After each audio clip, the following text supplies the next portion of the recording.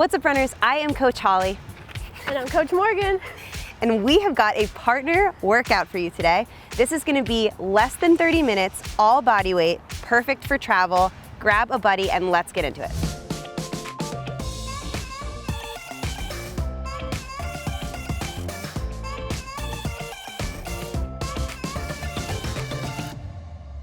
So this workout is going to be done chipper style. If you're not familiar with that, I am going to give you a big set of reps for one movement. You and your partner are going to complete those together, and then you're going to move on to the next movement. We're going to work this way all the way through 4 total movements. Again, there's no equipment required here. This is going to be total body weight exercises. I will explain how you'll manage your rest and what you and your partner will do for each one. All right, so movement number 1 today is going to be a split squat. Now, if you've never done this before, take it nice and slow. We're gonna walk you through it. Coach Morgan here is gonna be the demo today. And we're gonna get you set up so that you have a couple different versions to choose from. So what I'm gonna have Morgan do is start by standing on just the left leg. She's gonna start to find her balance here, pull that core in nice and tight, and you're gonna keep those hips forward just as if you had 2 feet on the ground. Now what she's gonna do is bring her back leg up to a short surface. We have something about a foot off the ground here, but feel free to play with that height. And now what I want her to do is actually jump that front foot out a little further so she has a lot of space to work with. As far as distance between feet, you want to give yourself a little bit of space there so you're not on a tightrope right in front of the other. So she's got some space there, she's feeling secure, and she's going to stand on that left leg. With the right leg, she is going to be creating tension back there. We'll get into that more in a second. She's going to start by sending her hips back and bending that left leg. She's going to find a lot of weight in that front heel. Dropping there, core's on tight. We're looking for a vertical shin on that front leg, so she's doing that by getting the hips back. Go ahead and stand it up. With this back leg, she's creating that tension like I'd mentioned before by almost sending her toe back as if she's trying to shove the mat we have here back behind her. What that does is create stability through the hips, so it's not an isolated left glute exercise. She's actually using everything to get down there on the squat. Let's see a couple reps here. So she goes down. Good, pressing through here. She can even cue herself by putting her hand back here, especially on that right glute, to make sure she's activated out there, because if you can't tell, sometimes just a simple cue with your hand will work. So she goes down just one more time. Perfect. And you can also bring those toes up on that standing leg to really feel that your weight is in the heel. She can come down from there.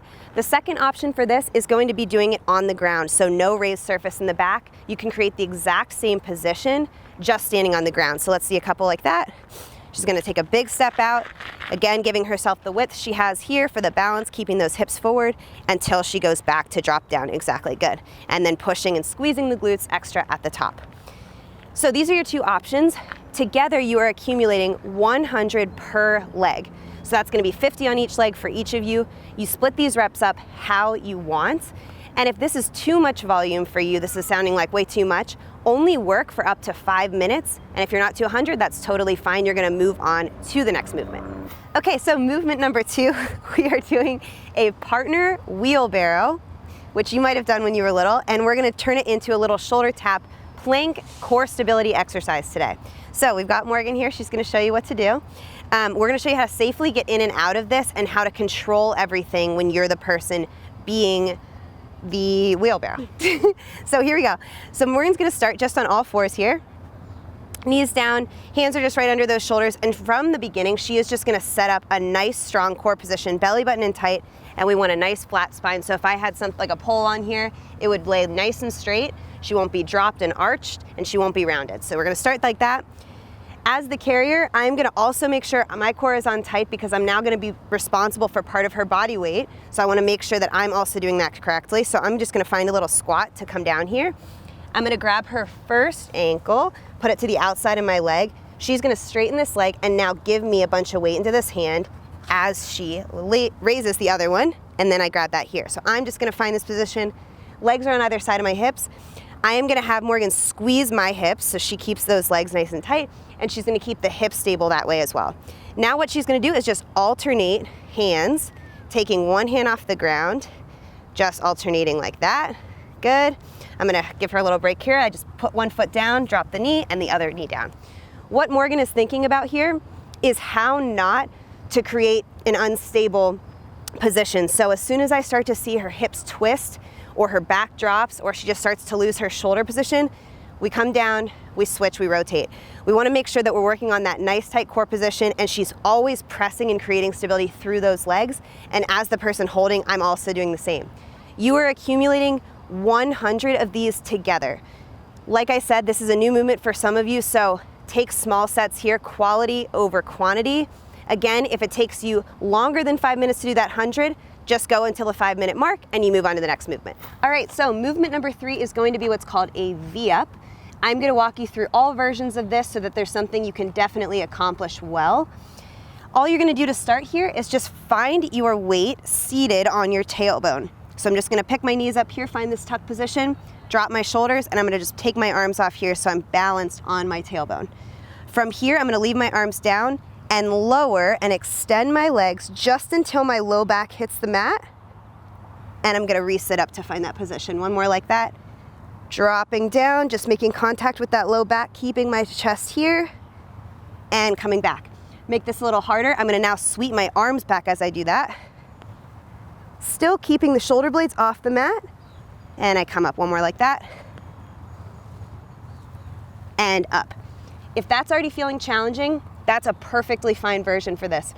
To make it a little bit harder, the full V-up position, you're actually going to go from full extension up to the top with straight legs and arms the whole time. So what that looks like, I'll still start the same way. Now I'm gonna sweep and find that full extended position, but instead of tucking, I'm gonna reach up and touch my toes as much as I can, control back down, up to the top. Now, if your hip flexors get tight on something like this, again, that tuck position is gonna be your friend. The low back is the only thing touching when you get to the bottom. So what we don't want to happen is just splay those ribs out and just start flopping around just to make contact at the top and bottom. Also, one more option you can do here is starting all the way down on the ground and just bring shoulders off. Find a little tuck here. This is a little bit easier than being balanced on that tailbone. Finding one of those versions, you are completing 100 V-ups between the two of you. So that fourth and final movement you guys are gonna tackle together is going to be a broad jump. Now, what we're gonna do is use elements from everything today. You're gonna find that nice tight core. You're gonna use those legs to find full explosion for that dynamic broad jump. So Morgan is here to show you again. She's gonna find about a hips width stance apart with her feet. Toes are forward, pointed straight ahead as much as she can. Her hips are forward to start. And now what she's gonna do is find a little half squat to get this thing started. So her hips come back. She's making sure those knees don't go over the toes because we never want that to happen. And from that position, she's actually gonna swing her arms back behind her.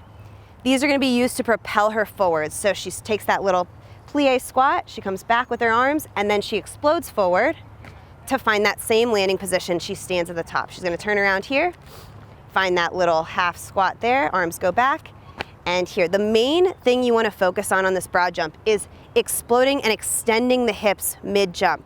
So what she doesn't want to do is stay closed through the hips as she jumps. The point of this is to create that propulsion by opening and then closing the hips. So she'll show you again. She goes back with that squat and back. And you see mid-jump, she's going to straighten out and then fold, snap those feet back in. We're using the mat here to give a little distance, something to aim for. You can decide what feels like a reasonable distance to jump. Between the two of you, 100 broad jumps you're gonna be accumulating. Again, find a set that's reasonable to break this up into chunks. And one little thing we want to include on the distance of that jump, just so you guys are clear, if you're new to this movement, start small. Don't go for the biggest, longest jump you can do right away. The form is what we care about first, just that extension of the hips and then coming back to a safe landing, nice soft landing. Once you start to get comfortable with that, we're going for max distance, again, with that control. So you're accumulating a lot of these, so you're not blowing it out every time, but you're gonna push yourself to at least get the same distance every time. All right, so we've showed you the 4 movements you're tackling today. Here's the catch. Whenever you are not the person working on the reps, you are resting in some version of a plank. And now Morgan is gonna give you all kinds of options you can do. This plank is gonna be up to you. You can rotate through different versions throughout the workout. Just make sure you're holding those good positions, which we'll get to. So what that will be like is from the split squats all the way through the broad jumps, you are going to be resting in your plank with the exception of the wheelbarrow. So if I am gonna do sets of 10 on the split squats, if that's what we've decided might be a good way to break up the reps, I'm gonna be working on my split squats. Morgan will be holding some version of a plank. So here's a couple options you can do. First one is of course going to be that straight arm, normal plank. Belly button is in tight to the spine. She's squeezing those glutes together, not letting her back drop. Wider base is going to be a little bit easier. Legs together is going to be a little bit more challenging, and definitely a straighter position to aim for. She can come down to the elbows. She can do the same thing down here. I would say sometimes that can be a little bit more challenging. Try to keep those hands separated actually when you're in the elbow plank there. Yep. She can also go to a side plank if she wants on that elbow, working on that shoulder stability and also through those obliques. So she's pulled up here through the side, nice straight legs, again, hips and butt pushed forward. She can also extend that arm up to the side. Make sure if you're doing any of the side planks, you're also equal on both sides here. She can also go up to that straight arm if she wants for a little shoulder stability. Last option here is going to be that reverse plank. Nice extension through the spine. She's going to keep those hips up, legs as straight as possible, chin is in line with the spine so she's not dropping the head back or curling it too far forward. That is the last option here. Get creative with these planks, guys. Make sure you're holding good form. And if either of you needs to rest at any point, you rest together. So you've got each of those movements, work through like that chipper style. Good luck. Thanks for going through that workout with us. If you are looking for more ways to sweat with someone or without, you should check out our mobile app. Down in the description, you can click that link and check out all of the workouts and tutorial videos. Everything around running, strength, mobility, and injury prevention that we have to offer will be right there in the app. And if you like this video, be sure to give it a big thumbs up. Drop any comments down below. We would love to hear from you guys. And if you haven't already, subscribe to this channel so you get these to your inbox each and every week. Thanks again for watching. We will catch you guys in the next video.